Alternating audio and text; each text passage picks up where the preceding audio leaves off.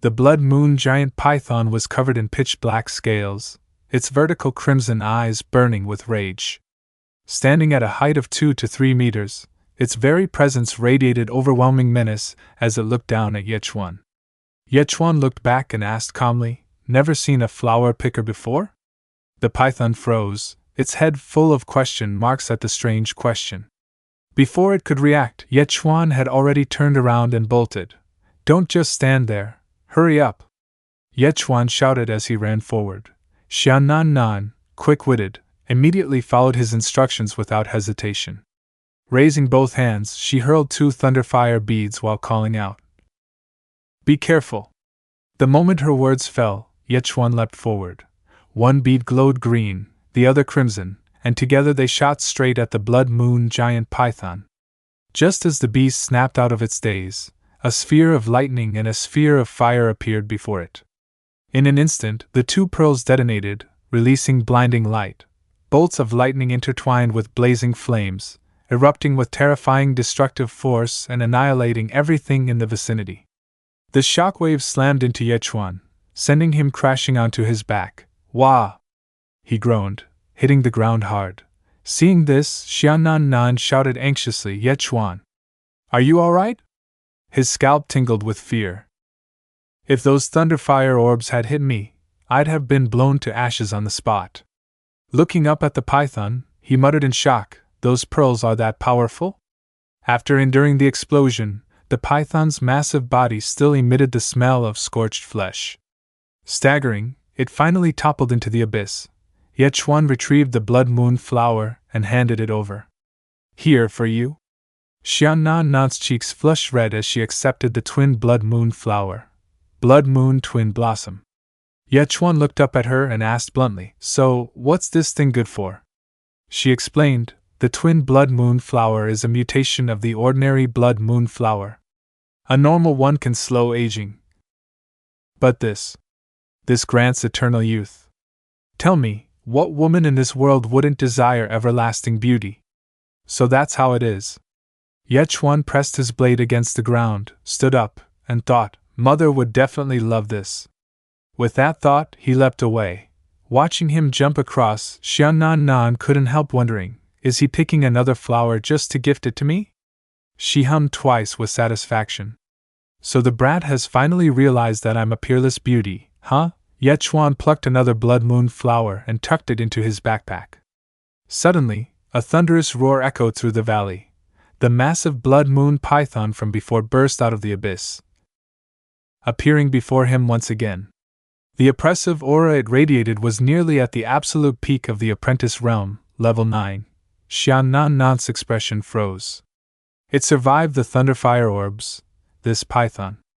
Even if it hasn't broken through to the initiate realm, it's infinitely close to the peak of apprentice level 9, she thought grimly. Yechuan turned to her in shock. "Got any more beads?" "My father only gave me 1 pair for self-defense." Xiannan shook her head. A chill ran down Yechuan's spine as the colossal beast loomed before them. Without hesitation, he activated his skill, Blood Shadow Butcher. The powerful aura instantly forced the blood moon python into a state of fear. Wasting no time, Yechuan leapt towards Xiannan. "What are you waiting for? Run!" he barked, pulling her along. She answered softly, "Of course I'd wait for you. After all, you risked your life to pick another blood moon flower for me." "That was for my mother," Yechuan shot back, her teeth clenched, eyes wide in disbelief. "What?" But the enraged python had no intention of letting the 2 thieves escape. Its scarlet eyes blazed as it opened its massive jaws like a gaping abyss, lunging straight at them. Xiannan cried out in despair, "It's over, we're finished. We can't escape in time." Dragging her behind him, Yechuan cursed inwardly. Bringing this woman along is such a burden. With a swift motion, he flung Xiannan forward, sending her tumbling across the ground while the python's enormous jaws snapped down on him instead. "Yechuan!" Xiannan screamed in horror. The blood moon python clamped its jaws shut and swallowed him whole. Panicked, Xiannan scrambled to her feet. "Yechuan! Can you hear me?" she cried. The python was supremely confident. No matter what prey it devoured, its corrosive stomach acid would dissolve it completely. Tilting its head back, it convulsed its throat, forcing Yechuan deeper into its belly. Then it lunged toward Xiannan once more. But just then, a long, razor-sharp blade pierced straight out of its throat. Shrrk. With a single slash, the blade swept forward, severing the giant python's neck.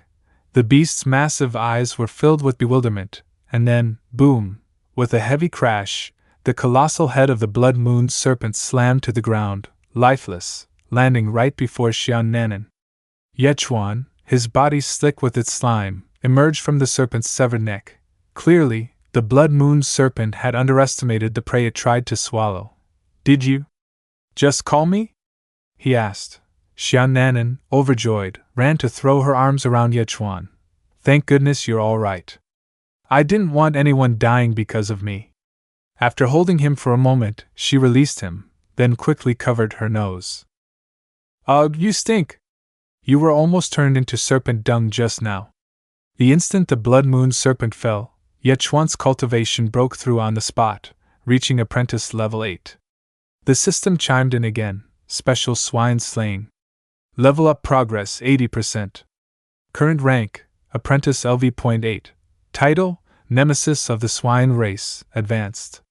Damage bonus, 1%. Free attribute points, 0.2. Reading the system notifications, he said calmly, "Let's head back. We'll split the twin blood flowers, one each, and return to Qingqing before the sun sets." As the two of them stepped through the city gates, they were immediately surrounded by a large group of well-dressed Xia clansmen, their faces filled with worry. "Miss, why have you only just returned?" one of them exclaimed. The leader, a middle-aged man with a pale, beardless face, pressed on anxiously, "I've been worried sick. I was just about to lead a search party for you." Xiannanan lifted the blood moon flower and said with a smile, "We found it. Mother will be delighted."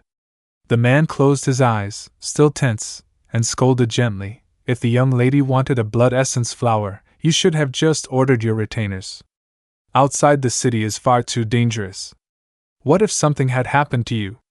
She turned toward Yechuan and said softly, "I wanted to pick it myself, for Mother. Besides, with him protecting me, there was no problem." The man finally sighed in relief, then glanced at Yechuan. "And this young man is?" "I am Yechuan, a butcher," he answered honestly. The man's expression stiffened, his eyes showed thinly veiled disdain. He thought to himself, the blood moon serpent always guards the blood essence flower. And yet Xia's young miss chose a lowly butcher from the civilian ranks to protect her? But after a pause, his face grew solemn. And still, they returned alive. Did this boy truly overcome the blood moon serpent? He removed a golden ring from his hand and handed it to Yechuan with a sigh. "Student Yechuan, you are indeed remarkable for your age. This golden ring is worth 200,000. Please accept it as thanks for saving our young lady." "No need." Yechuan pushed the man's hand back, shaking his head. "All I want is a new pig slaughtering knife."